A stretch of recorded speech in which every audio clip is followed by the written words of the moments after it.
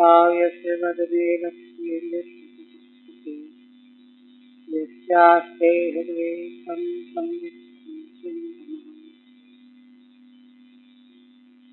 सर्वविशारदां श्रीकृष्णाख्यं परं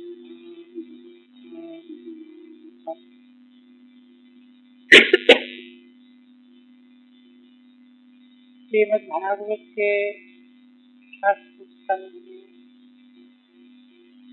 में पाख्यान के 2 अध्याय पूरे हुए थे। तृतीय अध्याय आरंभ हो। इसके आरंभ में महाराज ने प्रश्न किया कि भगवान आज तक यमराज का शासन कहीं भी कुंठित नहीं सुना गया। यह तो पहली बार सुना जा रहा है कि भगवान के दूतों के द्वारा यमदूतों को भगा दिया गया, खदेड़ दिया गया। आप कृपा करके यह बताइए, इस प्रकार से जब यमराज की आज्ञा नष्ट हो गई तब उन दूतों ने अपने स्वामी से क्या निवेदन किया और कहीं उनके निवेदन को सुन करके यमराज रुष्ट तो नहीं हो गए कि अच्छा देखेंगे भगवान के दूतों को। ऐसा किया इन लोगों, अथवा क्या हुआ, क्या प्रतिक्रिया हुई, ये जिज्ञासा जो श्लोक को हुआ था ना। तब भगवान सुखदेव जी उत्तर दिए। श्रीसुवाचो भगवत पुरुषै राजन याम्याः प्रतिघटोद्यमाः पतिं विज्ञापयामासुर्यमं संयमनी पतिं। श्री भगवान के पुरुषों के द्वारा, विष्णु दूतों के द्वारा यमदूतों का उद्यम फेल हो गया, प्रतिहत हो गया, माने उद्यम व्यर्थ हो गया। वे अजामिल को नहीं ले जा पाए। तब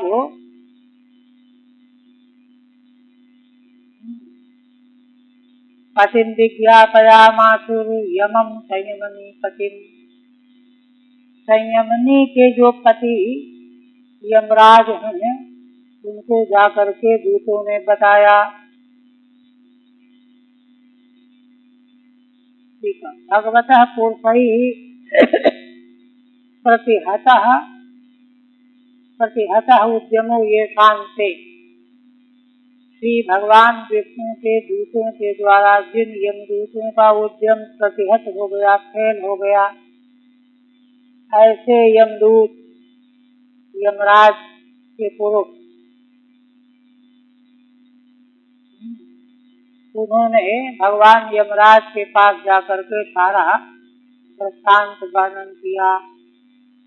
वही पहुंचे हुए हैं, क्या कहते हैं उन्हीं के मुख से वर्णन कर रहे हैं।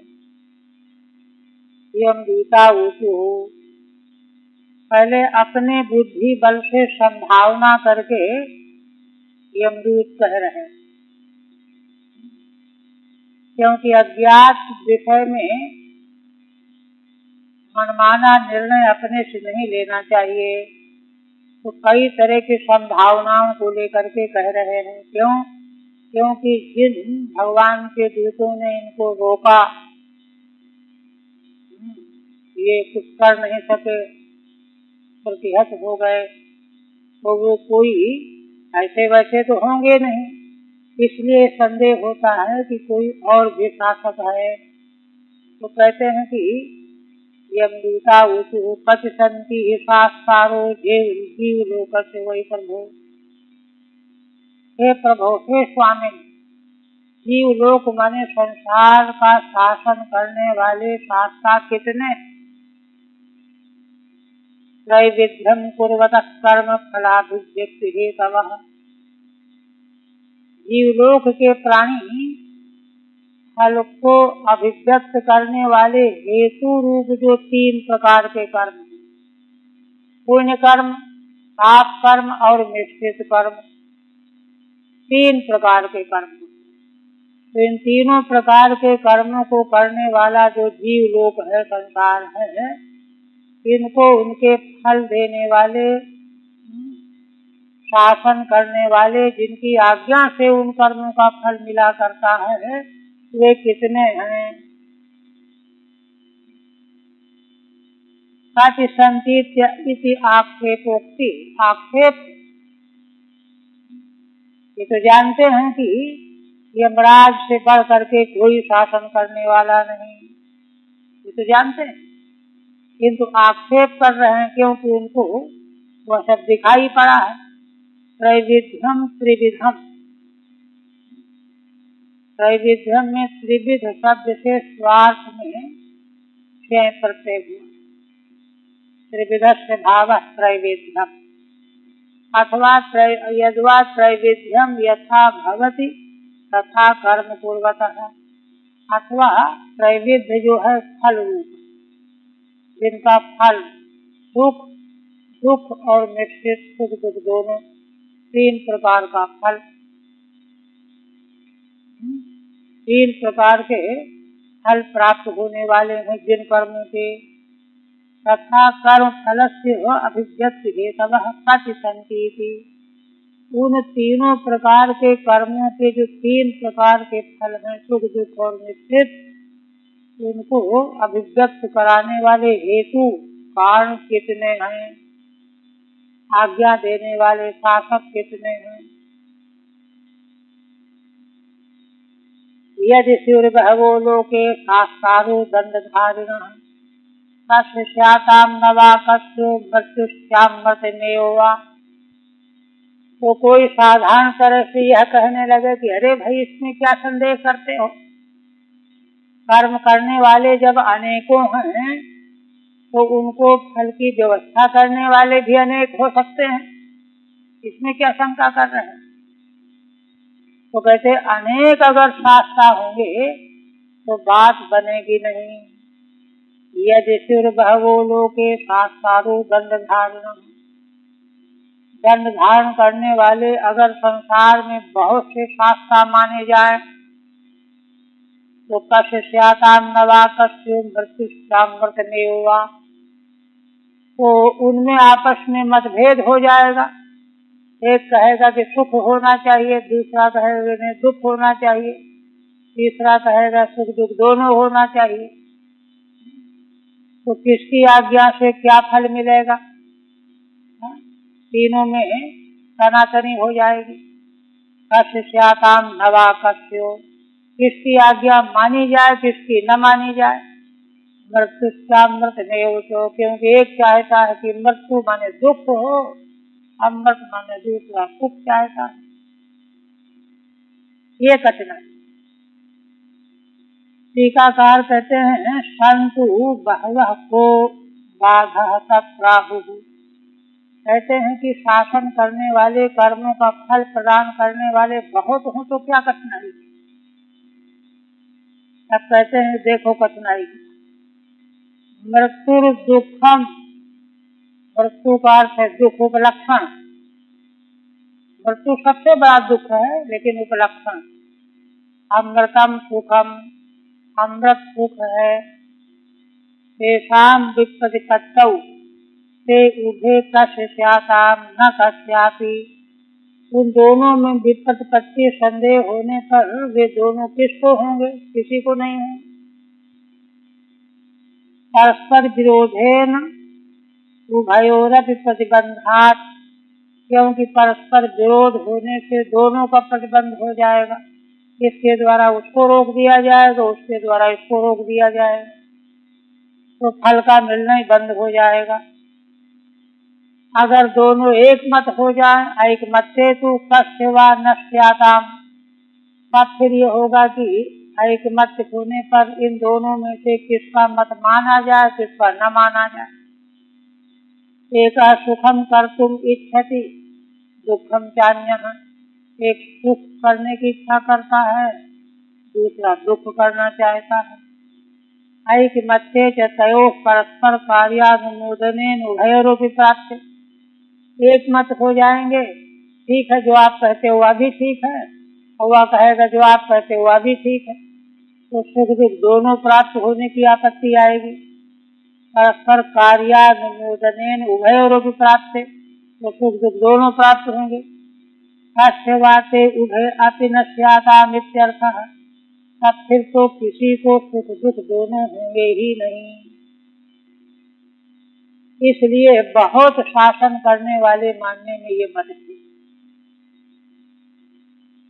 एक बात, दूसरी बात और, किंतु शास्त्र बहुत्वे स्यात् बहूनां हि कर्मिणां शास्त्रित्वमुपचारो हि यथा मंडलवर्तिनां।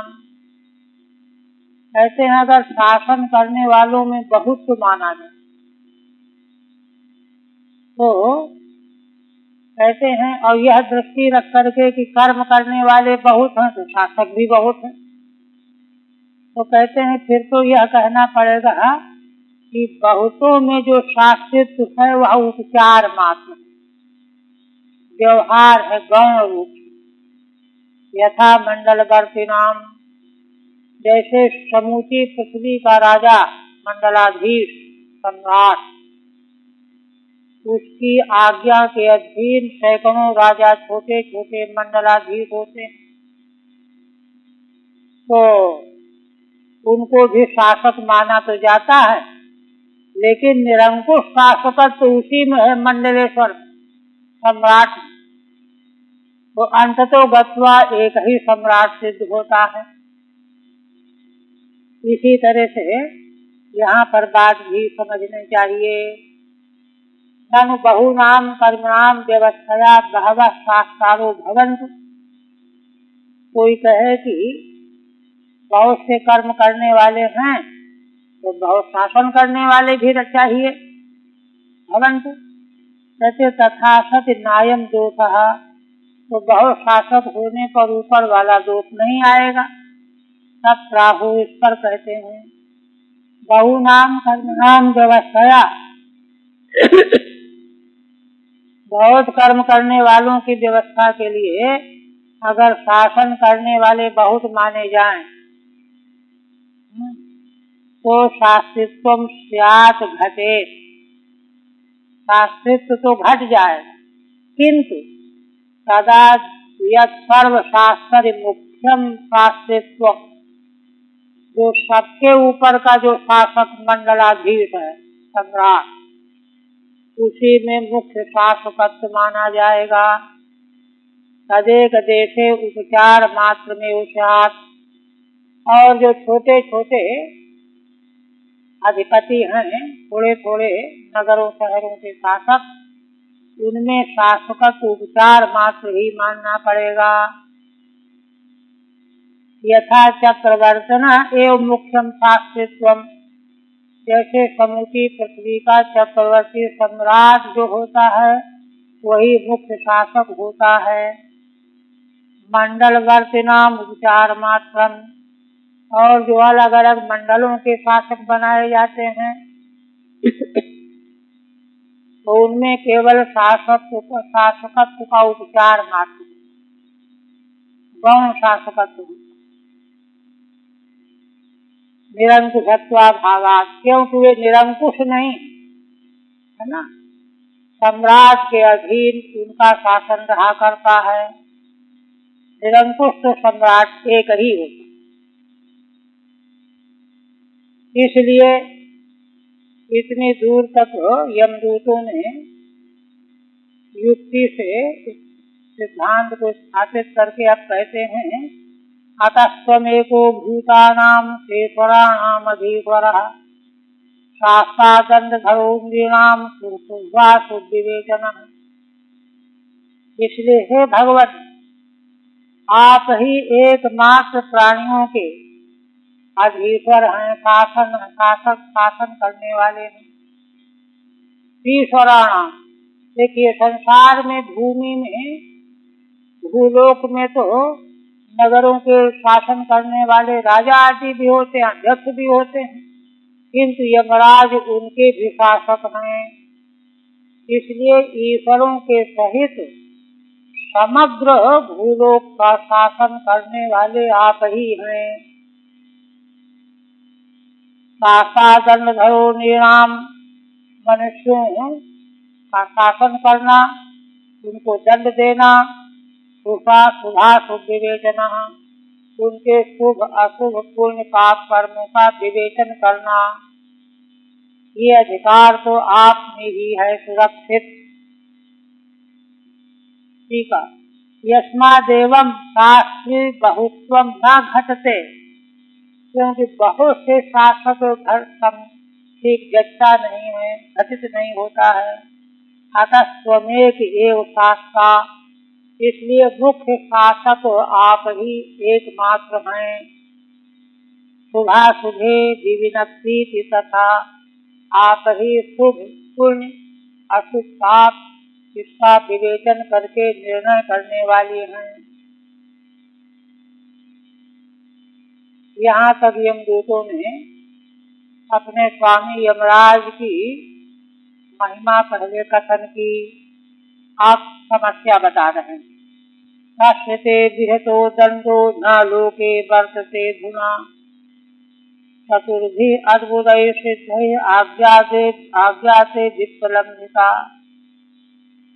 तो महाराज आप ही जब सारे लोगों के शासक हैं, ऐसे आपका दंड संसार में विहत हो गया, नष्ट कर दिया गया। इस समय संसार में आपका शासन नगण्य हो गया, कोई नहीं मान रहा। ऐसे चतुर्भि अद्भुतैः सिद्धैः, चार बड़े अद्भुत स्वरूप वाले सिद्ध पुरुषों ने आ करके आपकी आज्ञा को उलट दिया। विप्रलंबिता, आपकी आज्ञा से हम लोग अजामिल नाम के पापी को लेने गए थे, जैसे ही उसको बांध करके ला रहे थे, उन चार सिद्ध पुरुषों ने झपट करके हमसे चुरा लिया। विप्रलंबिता, विप्रलंबिता माने वंचिता, आपकी आज्ञा का खंडन हो गई। लंघिता इस अर्थ उल्लंघन हो गई। ऐसे कैसे, जरा स्पष्ट बताओ। नियमानं तवादेशात् अस्माभिर्यातना गृहान्, विमोचयन् पातकीनं छित्त्वा पाशान् प्रसह्यते। हे महाराज, हम लोग जैसे ही आपकी आज्ञा पा करके यातना घर की ओर पापी को ले आ रहे थे, उन चार सिद्धों ने आकर के प्रसही जबरदस्ती बलात् पासों से उसको चुरा लिया, रोक दिया, मत ले जा। तदेवाहुः नियमानमिति। अब यमदूत कहते हैं, तांस्ते वेदितुमिच्छामो यजनो मनुषे समम्, नारायणित्यभिहिते मां भयित्याये आययुर्द्रुतम्। हे महाराज, उन चार सिद्धों के संबंध में हम आपसे जानकारी लेना चाहते हैं। के आसक, वे कौन थे, उनके बारे में हम आपसे जानकारी चाहते हैं। यदि हम बताने लायक हों, यजनो मनुष्य क्षमम्, अगर हमारे सुनने लायक बात हो, तो कोई रहस्य की बात हो, बताने लायक न हो तो जाने दीजिए। लेकिन यदि रहस्य की बात न हो, बताने लायक हो, तो आप जरूर बताइए। नारायण इत्यभिहिते मां भय इत्याययुर्द्रुतम्। उस पातकी ने जैसे ही नारायण ऐसा शब्द कहा, बस यह उच्चारण करते ही वे चारों सिद्ध पुरुष दौड़ करके आ गए और कहने लगे, मत डरो मत डरो मां भई। यह कहते हुए आ गए।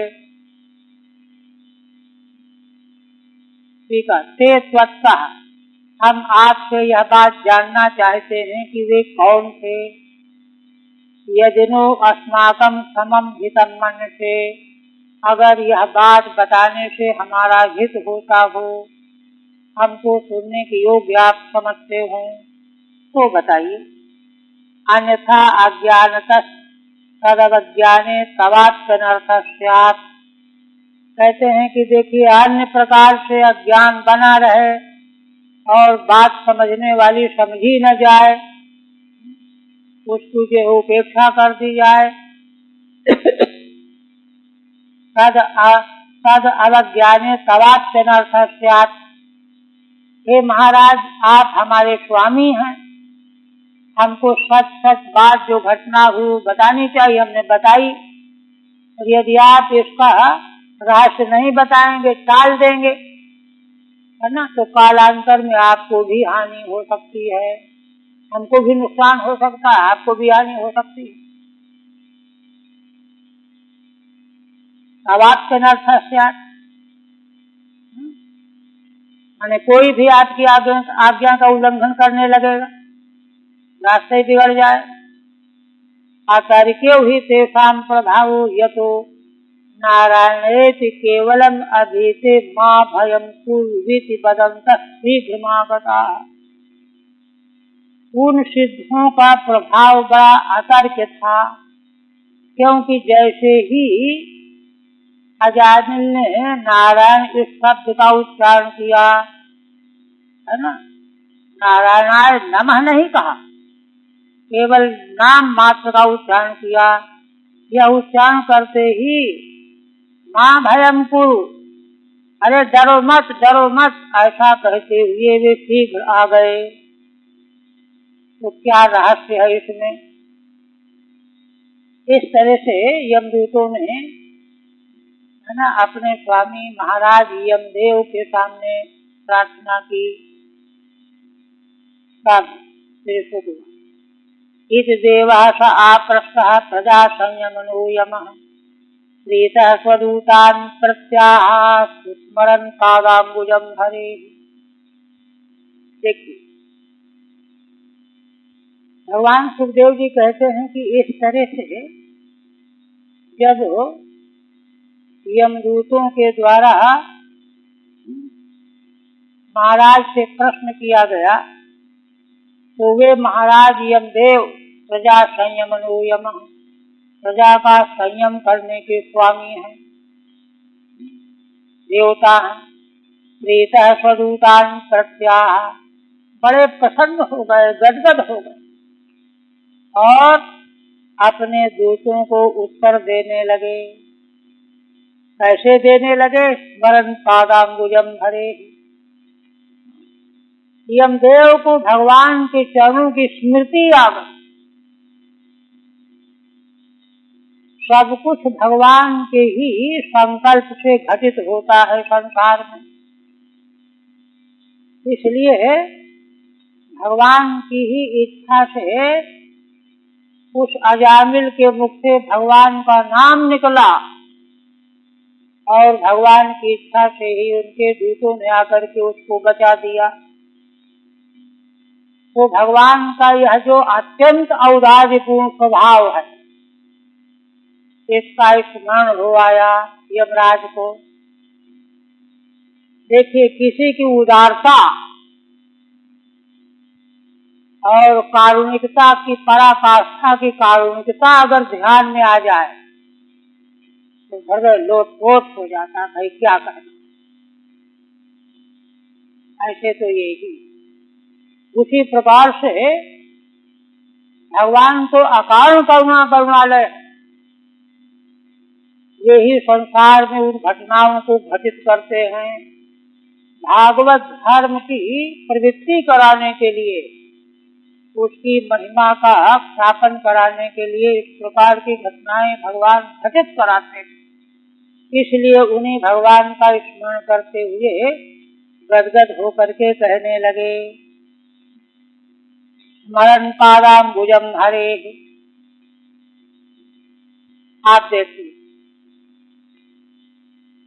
और देखिए असल में इतने बड़े ऊंचे पदों पर अहंकारी व्यक्ति को थोड़ा स्थान दिया जाता है, तो सब गड़बड़ कर दे। सारे जीवों को दंड देने वाले नियामक पद पर यमराज को बैठा लगा। इन्हीं यमराज का चरित्र है वहाँ कठोपनिषद में, नचिकेता के संवाद में। दूसरे बड़े धर्मात्मा देखिए, जब उनकी पत्नी और मंत्रियों ने बताया कि महाराज यह बालक 3 दिन से बिना खाए पिए पर बैठा हुआ है, हम दर्शन करेंगे तब खाएंगे पिएंगे, नहीं तो खाएंगे पिएंगे नहीं। आप जरा देखिए, पहले बाहर से आए थे, थके माने थे, तुरंत पहुंचे और गिरगिरा करके साधारण व्यक्ति जैसे प्रार्थना करता है ऐसे कहने लगे कि 3 दिन तक आपने हमारे दरवाजे पर प्रतीक्षा किया और 3 वरदान मांग लीजिए। इतनी बड़ी धर्मनिष्ठा, ऐसे ही महान पुरुष को इन पदों पर नियुक्त किया जाता है, जो सब कुछ ठीक ठीक जानने समझने वाला हो, आचरण करने वाला हो। भूल देखिए जहाँ हुई है, और वो ऋषि से उन्हें शापे दे दिए, जाओ तुम मनमाना करते हो, ध्यान नहीं देते, प्रमाद करते हो, जाओ मनुष्य योनि में जन्म विदुर के रूप में आ गए। तो जो है इस तरह से वे सर्वतंत्र स्वतंत्र नहीं है, सब धर्म काम को।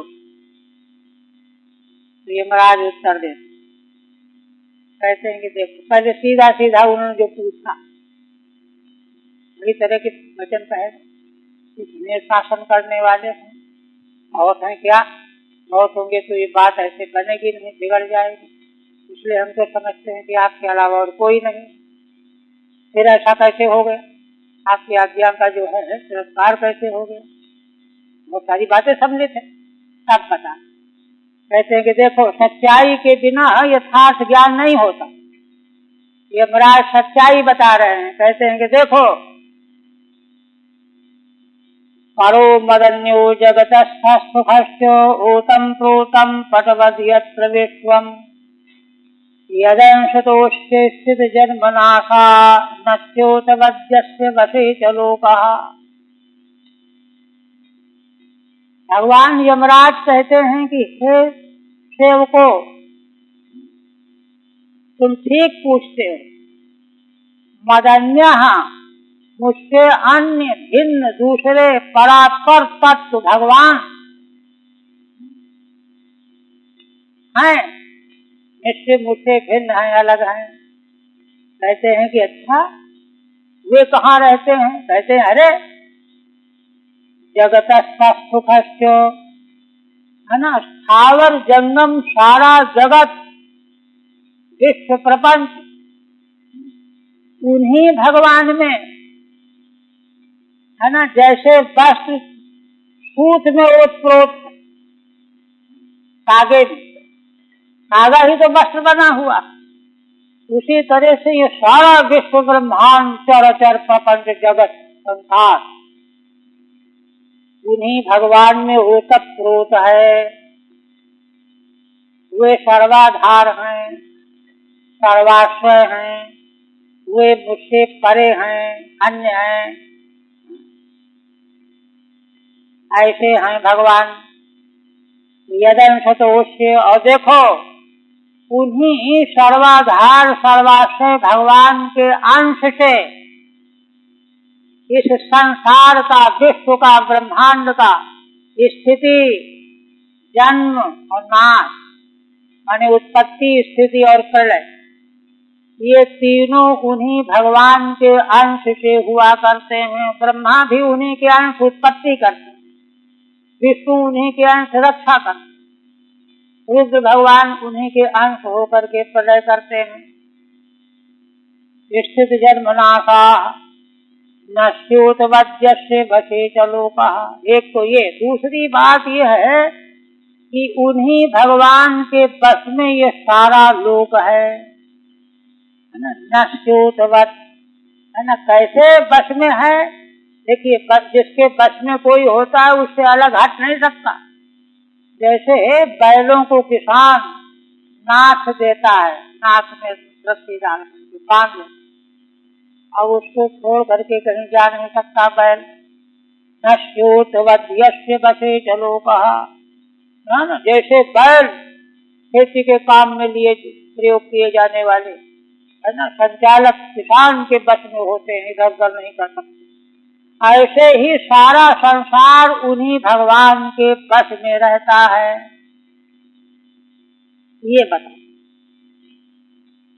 ठीक है। मत्तो अन्यो जगत सुखस्य परो अधीश्वरो अस्ति।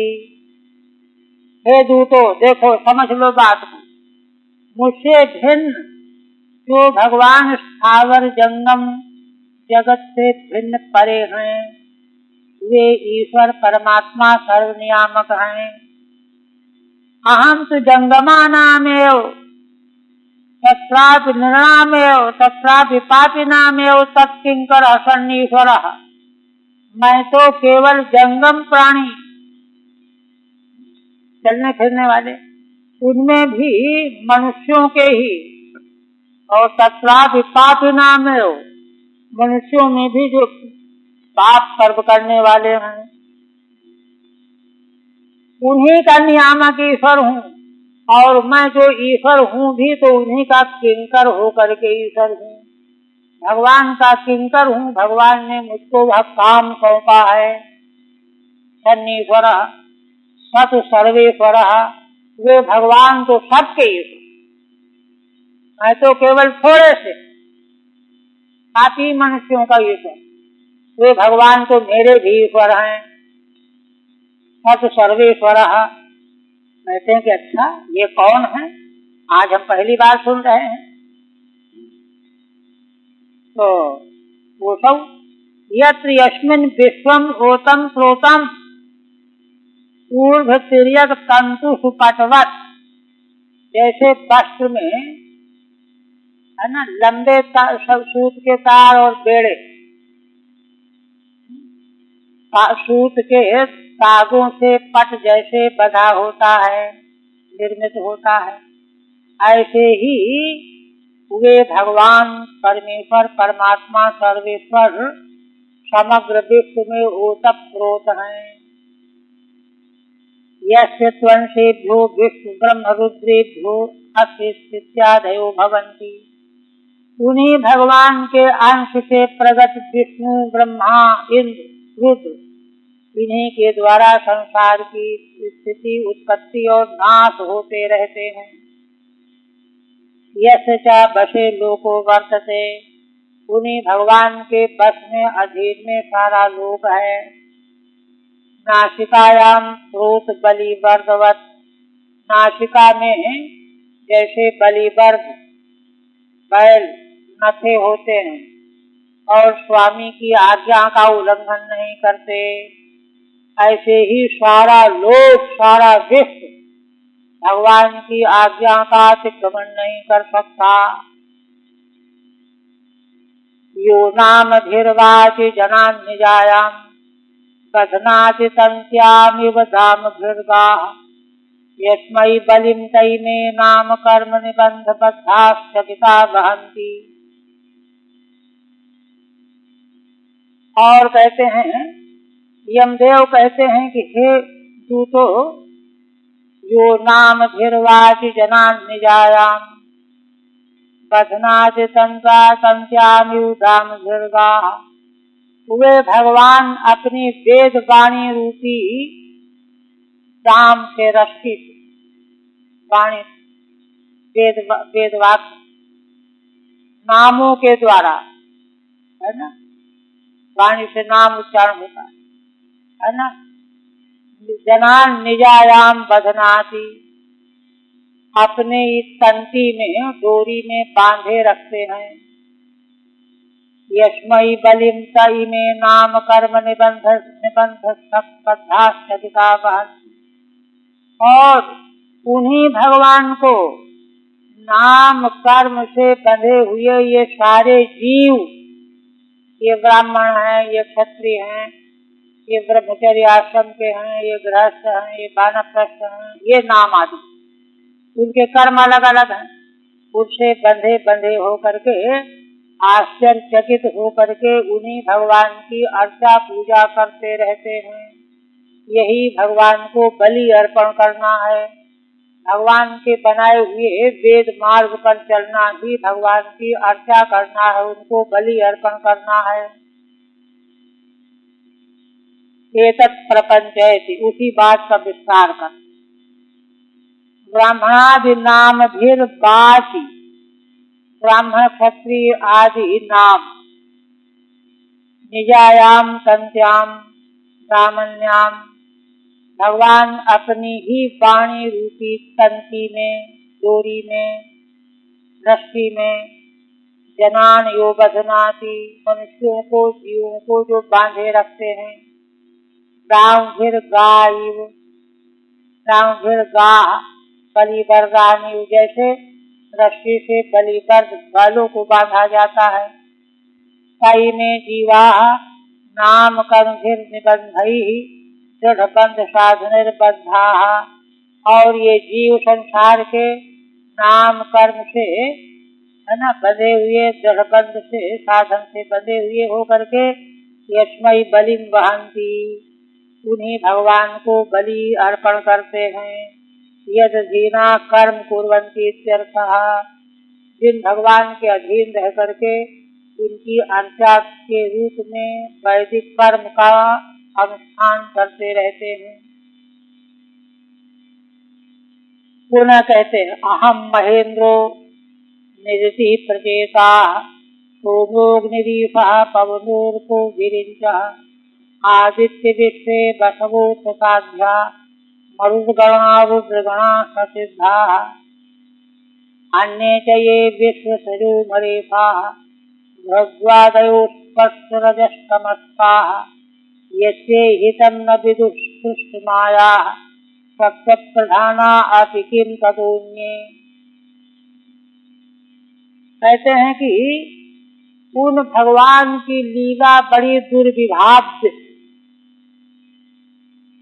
इस बात पर जरा दृष्टि अपनी जमानी है।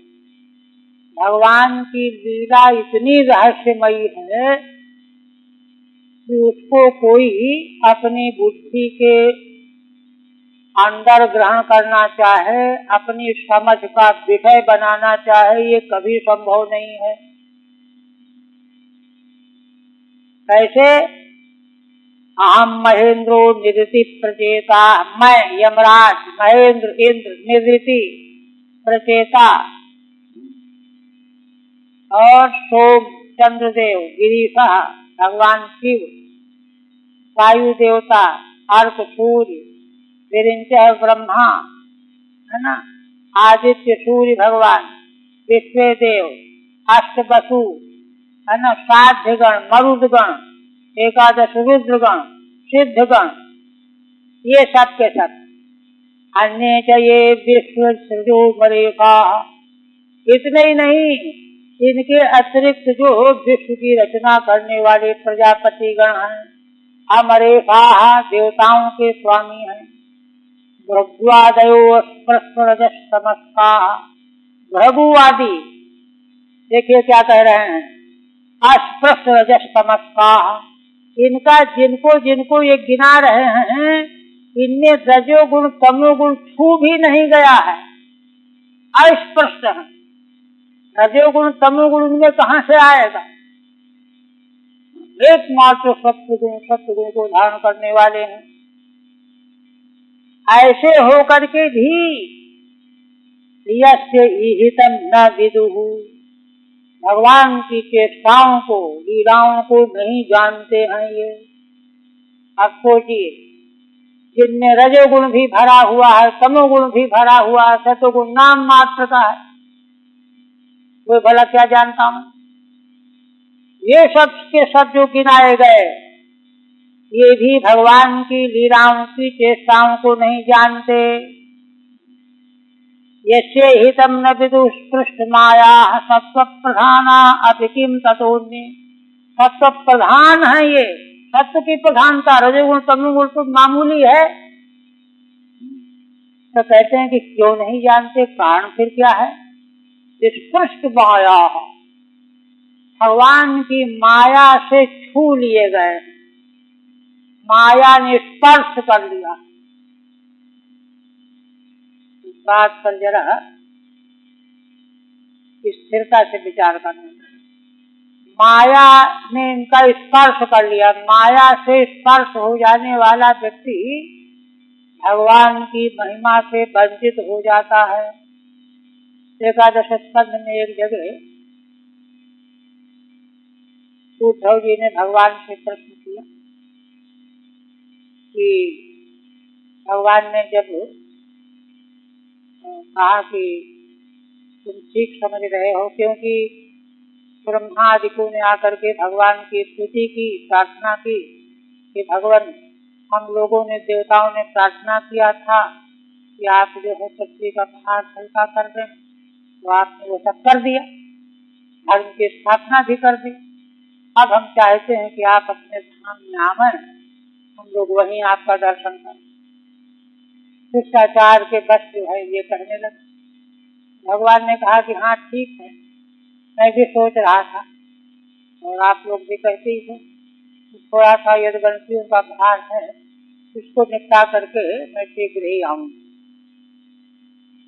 इसके बाद द्वारिकापुरी में फगुन होने लगे, घबराए लोग। भगवान ने कहा कि भाई देखो यहाँ रहने लायक नहीं, उल्लास क्षेत्र में चलो, वहाँ पवित्र तीर्थ में स्नान करेंगे, ब्राह्मणों को दान करेंगे, यही जो है अंतिम पार लगाने वाला मार्ग। यह बात बता ही रहे थे कि उद्धव जी पहुंच गए कि भगवान, हमें लगता है कि आप छोड़ करके जाना चाहिए, किंतु मैं तो जीवित नहीं रहूंगा, इसलिए कृपा करके या तो आप जाने का प्रस्ताव कैंसिल कीजिए या तो मुझे भी साथ ले चलिए। भगवान को बहुत चाहते थे उद्धव जी को, तो कहा कि हाँ तुमने जैसा सोचा है निश्चित मेरा भी यही है। और फिर वहाँ सबको उपदेश किया और कहा कि देखो मेरे चले जाने के बाद यह संसार रहने लायक नहीं रहता, तुम बद्री का वेदांत तत्व को उपदेश किया कि जो कुछ भी इंद्रियों के द्वारा गृहीत हो रहा है ये कुछ नहीं, बोले शब्दों में बड़ा उपदेश है, अब यही करो। इस पर उद्धव जी कहते हैं कि भगवान आपने जो मेरे कल्याण का मार्ग बताया है तो ठीक, किंतु अभी मेरे मन में अपने सगे संबंधी यदुवंशियों के प्रति आसक्ति बनी हुई है, इसलिए मेरे बस का नहीं। आप कृपा करके ऐसा कीजिए कि जो है जिस तरह से मैं इस बात को समझ जाऊं, मेरे भीतर आ जाए। अभी तो बुद्धि में है, भीतर तो है नहीं। तो फिर कहने लगे कि कहीं भगवान ये कहें कि तुम अमुक के पास चले जाओ, वहां सुन लेना, वहां सुन लेना, ऐसा ना कहीं कह दे। तो कहने लगे कि देखिए आप जब छोड़ के चले जाएंगे तो कोई भी सन्मार्ग का उपदेश करने वाला नहीं रह जाएगा। और मैं तो समझता हूँ कि भूलोक में ही नहीं, ब्रह्मलोक में भी जहाँ वेद साक्षात मूर्तिमान होकर के निवास कर रहे, वहां पर भी कोई बताने वाला नहीं। क्यों?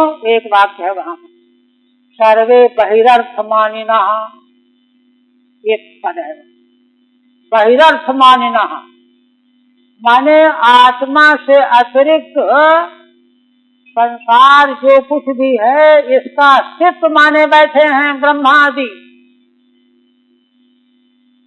सर्वम खलविदम ब्रह्म में स्थिति उनकी नहीं है, वे क्या उपदेश करेंगे? सर्वे बहिरर्थ मानिना, वही बात यहाँ पर उसी से मिलती जुलती है कि क्या कह रहे हैं, स्पृष्ट माया, इनको माया ने स्पर्श कर लिया है।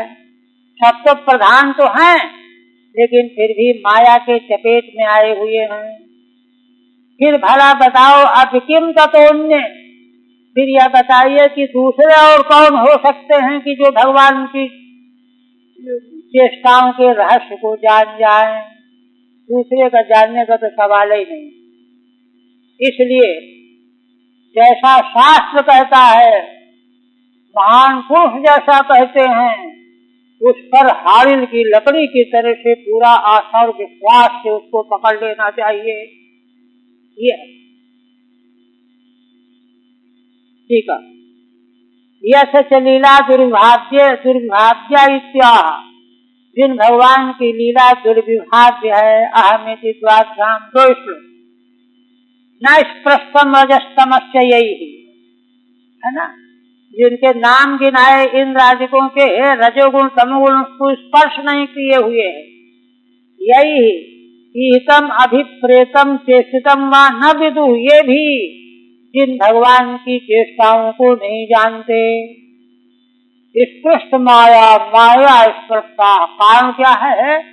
माया ने इनको छू लिया है, जादू लग गया है। ततस्तेभ्यो अन्य न विदुर किम पुनर्वक्तव्यम, तो इनके अलावा और लोग भी नहीं जानते हैं, इसमें तो कहने की बात ही क्या रह गई। यम्बई न गोभिर मनसा सुभिर्वा भगा गिरा वा सुभ्रतो विचक्षते, आत्मान मंतर हृदय संतमात्मनाम चक्षुर्यथैवा कृतयस्ततः परम। आप कहते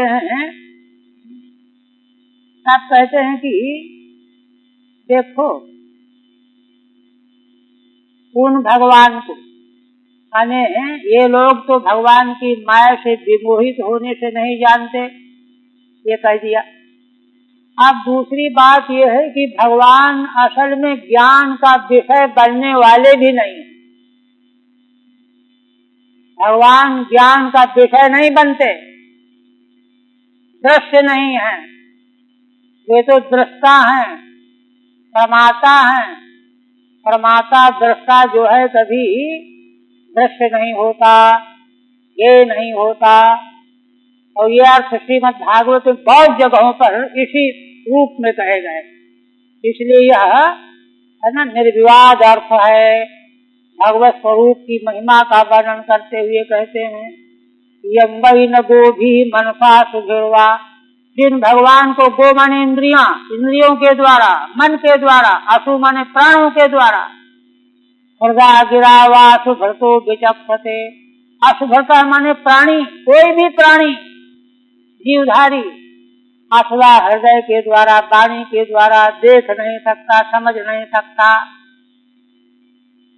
आत्मान मंतर हृदय संतमात्मनाम चक्षुर्यथैवा कृतयस्ततः परम। कहते हैं कि क्यों, क्या बात है? कहते हैं कि जितने भी जीवात्मा, आत्मना माने जीवात्मना, सभी जीवात्माओं के भीतर भगवान उनकी आत्मा के रूप से हृदय में निवास करते हैं। अब इंद्रियां तो सब बहिर्मुख हैं, बाहर देखती हैं, सारी इंद्रियां बहिर्मुख होकर के बाहर देखती हैं, कोई इंद्रिय अंदर नहीं देखती। और भगवान तो अंदर के अंदर, सबसे अंदर, सबसे भीतर, प्रत्यक्ष शब्द आया है, प्रत्यक्ष। तो इसलिए सभी जीवात्माओं के भीतर भगवान आत्मा रूप से स्थित रहने वाले हैं। इसलिए उनको कोई भी प्राणी इंद्रिय मन बुद्धि किसी के द्वारा नहीं जान सकता। चक्षुर्यथैवा कृतयस्ततः परम, जैसे चक्षु माने इंद्रियां आकृतियों को जैसे देखती है, चक्षु इंद्रिय है ना, और तो और कोई, किंतु देखो सभी इंद्रियों के भीतर जो इंद्रियों को देखने का सामर्थ्य देने वाला तत्व है, वाणी को बोलने का सामर्थ्य देता है, नेत्र को देखने का, मन को संकल्प करने का, बुद्धि का चिंतन करने का, उसको ये कोई भी नहीं देख पाते, देख सकते। तन्माया विमोहितत्वात् न जानन्ति इत्युक्तम्, भगवान की माया से विमोहित होने से इंद्राजी भगवान की चेष्टाओं को नहीं जानते, यह कहा गया है। आगे एक बात और करें, अविषयत्वाच्च तस्यैत्या, वे भगवान इंद्रियों के विषय भी नहीं, इसलिए भी नहीं जानते, है ना। वो भी इंद्रिय ही, वो माने इंद्रिय, हृदय माने चित्ते न विचक्षते न पश्यन्ति, इंद्रिय और चित्त मन के द्वारा कोई नहीं देख सकता। यद वाचा अनभ्युद्यतम येन वागभ्युद्यते तदेव ब्रह्मं त्वं विद्धि नेदं यद वास्ते केन विमुच्यते। जो तत्व वाणी के द्वारा नहीं कहा जा सकता, वाणी जिसके अनुग्रह से बोलती है। आज यन मनो न मनते ये नाहुर मनो मतम, वही की होती है प्रथम, जिसको मन मनन नहीं करता, मन जिसके शक्ति से मनन करने की सामर्थ्य रखता है, इत्यादि श्रुते। आत्मनाम जीवानाम आत्मानम दृष्टारम, जितने जीव हैं संसार भर के अनंत जीव, इनके भीतर वे भगवान आत्मा रूप में, दृष्टा रूप में बैठे हुए हैं। वास्तविक में वे ही भगवान तो सब देखते सुनते समझते हैं।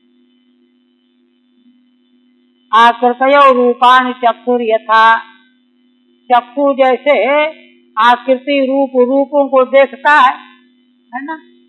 सर्वभूतम न जानन्ति यथा सर्वभूतम न जानन्ति ततः परमाकृति नाम प्रकाशकम, किंतु इनका कर्म हो करके वह नहीं जाना जा सकता। माने चक्षु के दर्शन का कर्म वह नहीं बनता, वाणी के बोलने का कर्म नहीं बनता, कर्मभूत नहीं होता। ततः परमाकृति नाम प्रकाशकम, वह परे है और परम आकृतियों का प्रकाशक है। चक्षु उसी के प्रकाश से शक्तिशाली होकर के रूपों को प्रकाशित करता है, किंतु वह चक्षु उसको तत्व को प्रकाशित नहीं कर सकता। नहीं प्रमाता प्रमाण से विषय भाव। इधर स्वामी कहते हैं प्रमाता माने जानने वाला। जैसे देखिए त्रिपुटी बनती है ना, घट विषय, घट का ज्ञान और घट का ज्ञान रखने वाला प्रमाता, ठीक।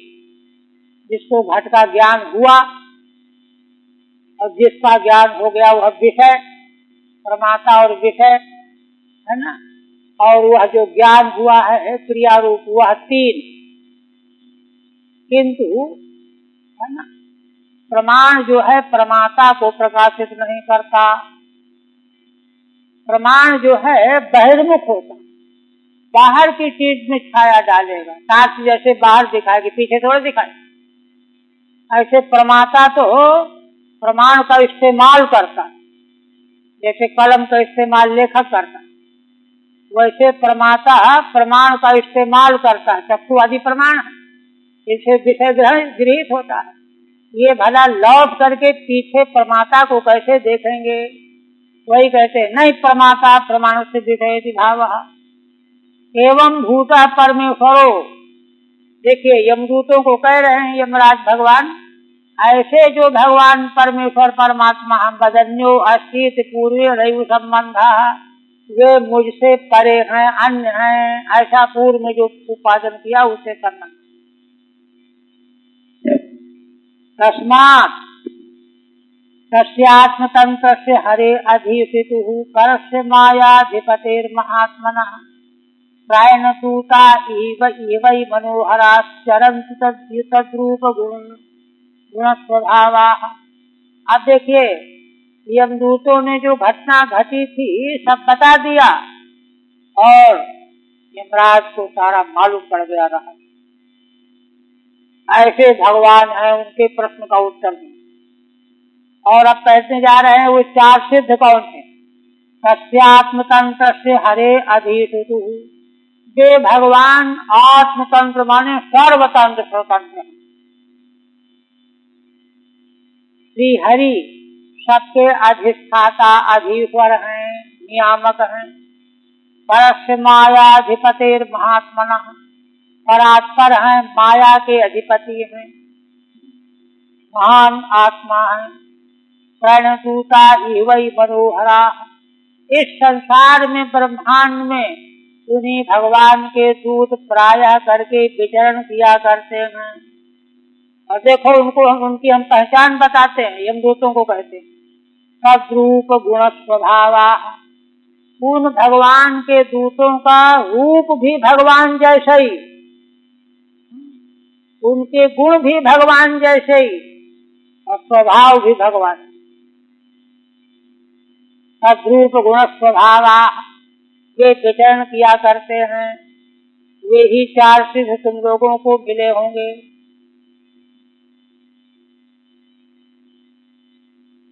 भवत्सेवं भूतो अन्यः परमेश्वरः। टीका में कहते हैं कि ठीक है, ऐसा जैसा आप बता रहे हैं कोई अन्य परमेश्वर हो, ये पुनः आसमान निर्भर पापिनम रक्षितवंतस्ते के, किंतु जिन्होंने हमको डपट करके हटा दिया और पापी की रक्षा कर दिया, वे कौन थे?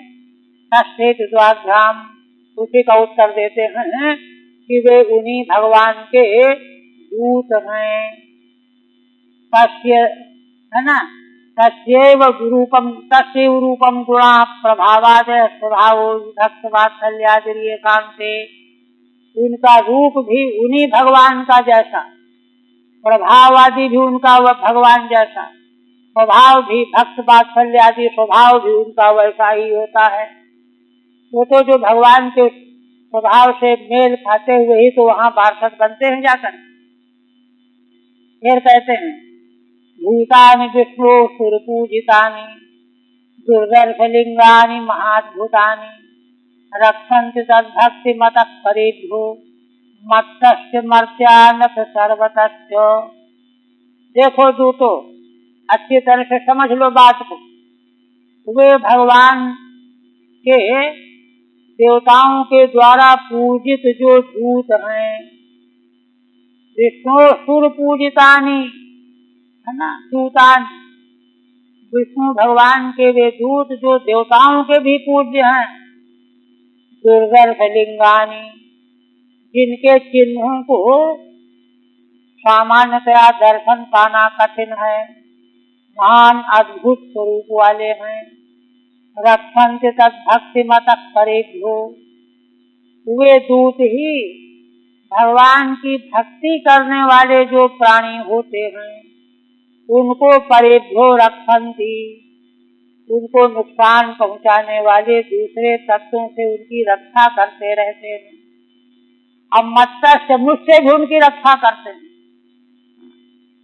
और मर्त्यानथ सर्वतस्य, वे मरण धर्मा होने पर भी उन प्राणियों को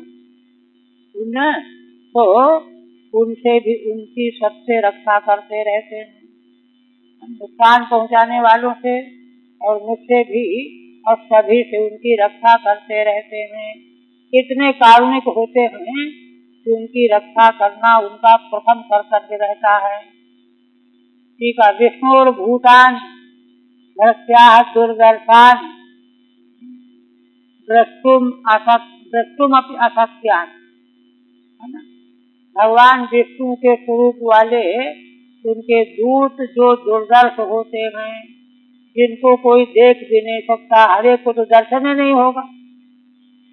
लिंगानि रूपाणी ये शामतानि, भगवान के जैसे ही जिनके रूप हुआ करते हैं। तद्भक्ति मतो विष्णु भक्तान, भगवान की भक्ति करने वालों की वे रक्षा करते रहते हैं। परेभ्यः शत्रुभ्यो मत्तः सर्वतो अग्न्यादिभ्य से रक्षन्ति, शत्रुओं से रक्षा करते हैं, मुझ यमराज से रक्षा करते हैं और अग्नि जल आदि से भी उनकी रक्षा करते रहते हैं। धर्मम तो साक्षात भगवत प्रणीतम न वै विदुर्विषयो नापि देवा न सिद्ध मुक्ता असुरा मनुष्या सुतस्य विद्याधर चारणादयः। तो कहते हैं कि अच्छा ये बताइए कि अगर भगवान के वे दूत है ना, जिनका दर्शन बड़े भाग्यशाली पुरुषों को होता है और भगवान के भक्तों की सब कहीं से रक्षा करते रहते हैं। तो क्या भगवान के दूत होने का मतलब ये है कि पापियों को दंड भी नहीं देने देंगे? पापियों की रक्षा करना तो अच्छा काम नहीं माना जाए, ये प्रश्न है। तब इस पर कहते हैं कि देखो, पाप और पुण्य की परिभाषा बहुत जटिल, यही कहते हैं देखो, धर्मम तो साक्षात भगवत प्रणीतम, धर्म जो भागवत धर्म है वह साक्षात भगवान के द्वारा प्रणीत हुआ है। उस भगवत प्रणीत धर्म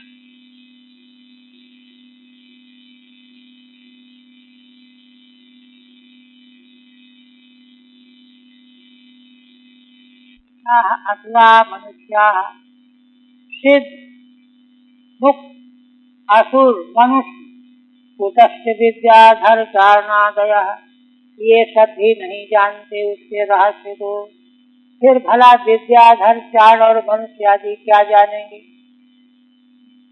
इसलिए यह तुम्हारा प्रश्न जो है सोचना ठीक नहीं है। ननु विष्णु भक्ताश्चेत् कथम अधर्म पक्षपातम कृतवन्तः, यदि वे भगवान विष्णु के भक्त हैं, पार्षद हैं, तो उन्होंने अधर्म का पक्षपात कैसे कर डाला।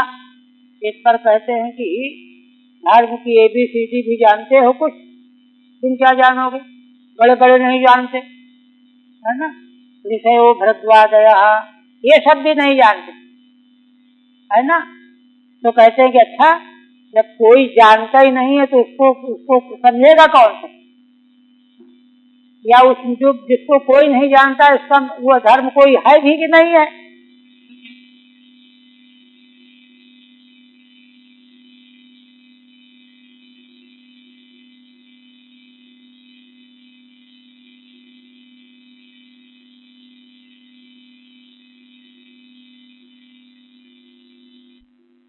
प्रहलादो जनको भीष्मो बलिर्भय्यासुर्वयम्, ये 12 भागवत खंड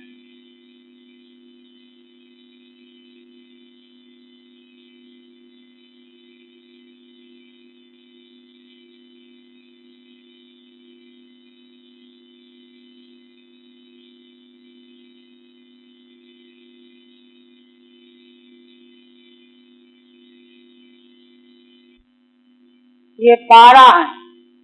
द्वादशैते बीजानीमो धर्मम भागवतम भटा, गुह्यम विशुद्धम दुर्बोधम यम ज्ञात्वामृतमश्नुते।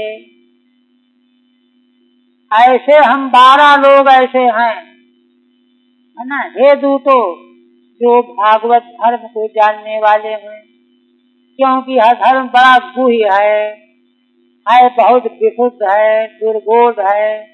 यम ज्ञात्वामृतमश्नुते, इस धर्म को जान करके ही मनुष्य अमृतत्व को प्राप्त कर लेता है।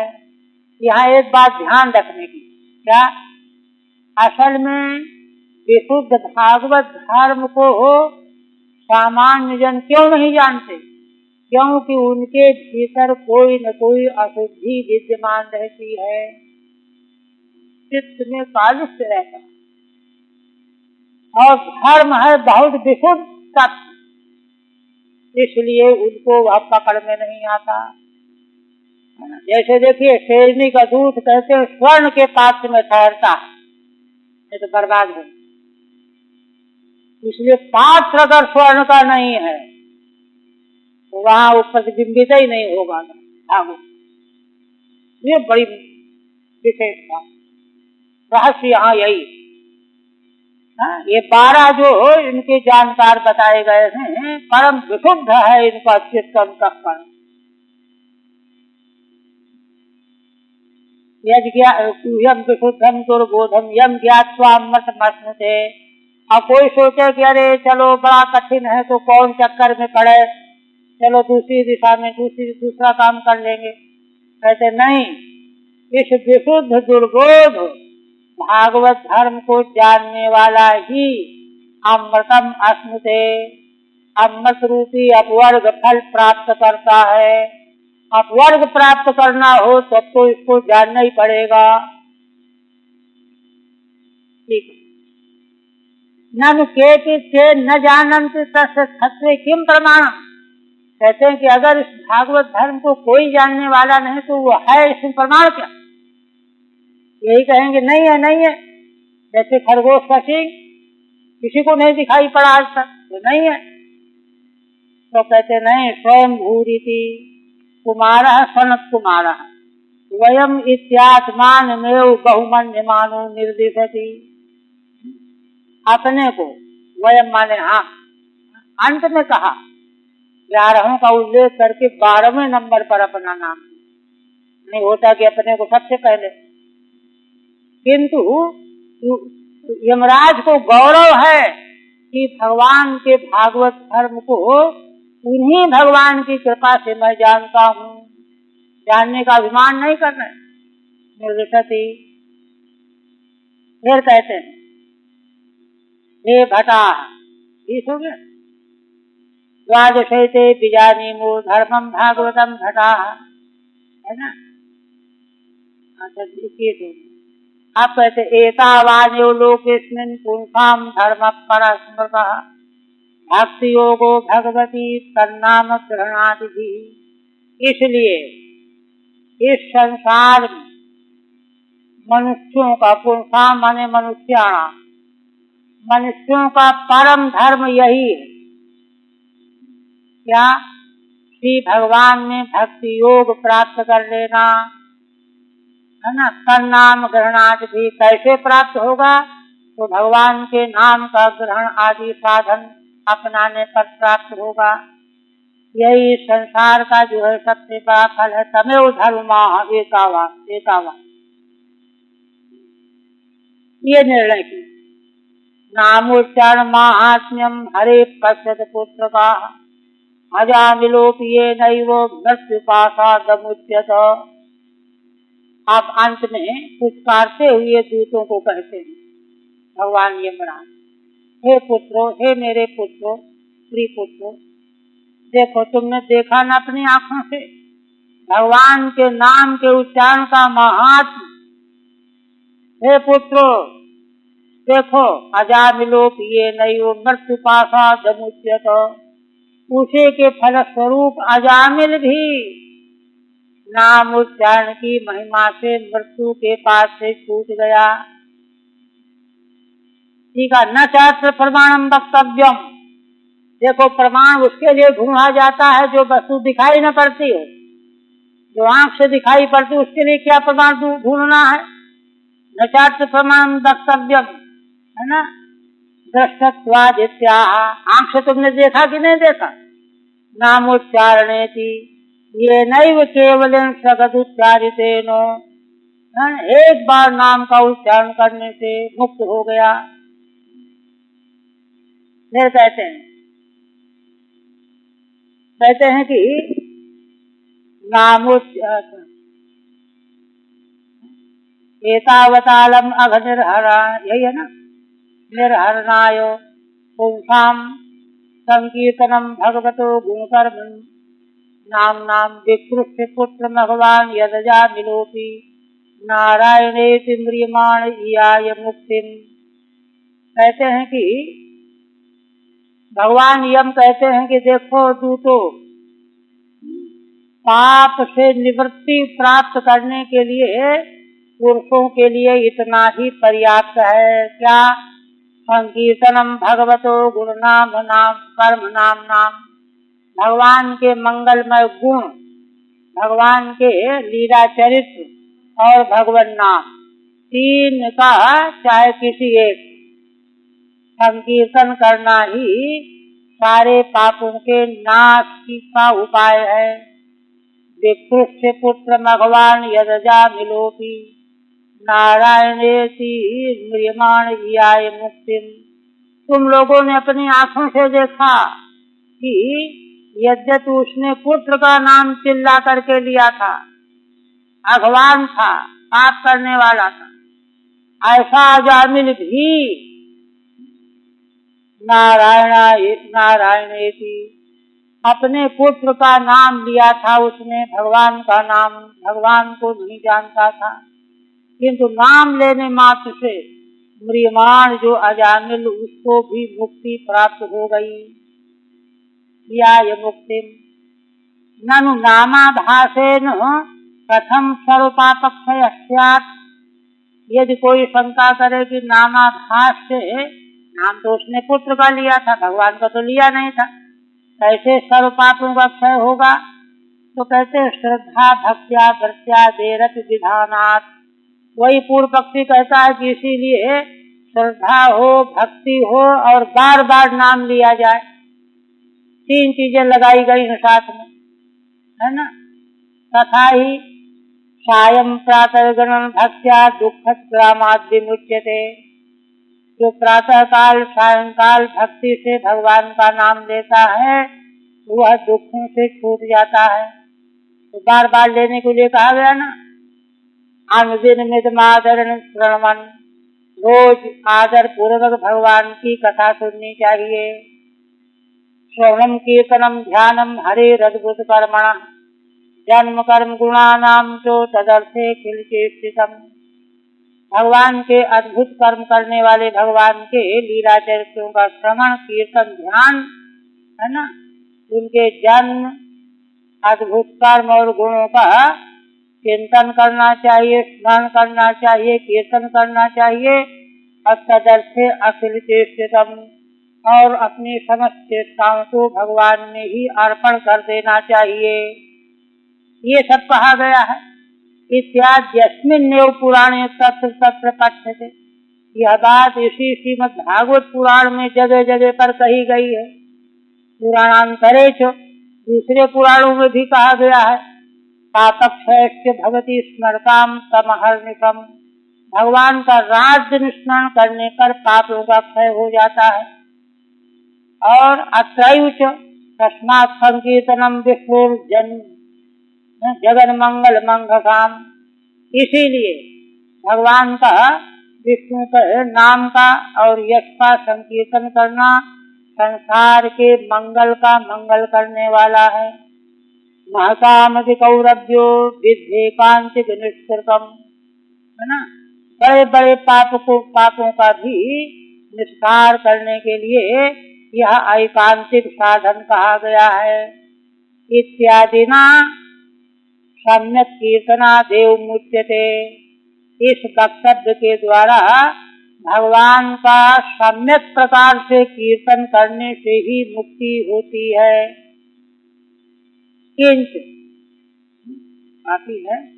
किंच तथा सति किमिति मन्वादयो, है ना, द्वादशाब्दीन स्मरेयु। दूसरी बात वही पूर्व पक्षी भी कह रहा है कि यदि केवल एक बार नाम उच्चारण करने से पापों का नाश हो जाए तो मनु जी ने कहा है कि ब्रह्म हत्या हो गई हो तो 12 साल तक व्रत करे और ये करे ये करे ये करे। ये फिर कहने की क्या जरूरत थी? उनको सीधे कहना चाहिए था कि भगवान का नाम ले लो, खत्म।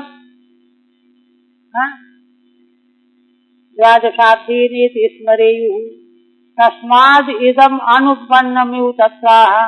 इसलिए यह बात ठीक नहीं मालूम पड़ रही। इस पर कहते हैं कि नहीं, भगवतो गुणानाम कर्मणाम च नामनाम च सम्यक कीर्तनम इति यदेतावता पुरुषाम अघ निर्हरणाय पापक्षय मात्राय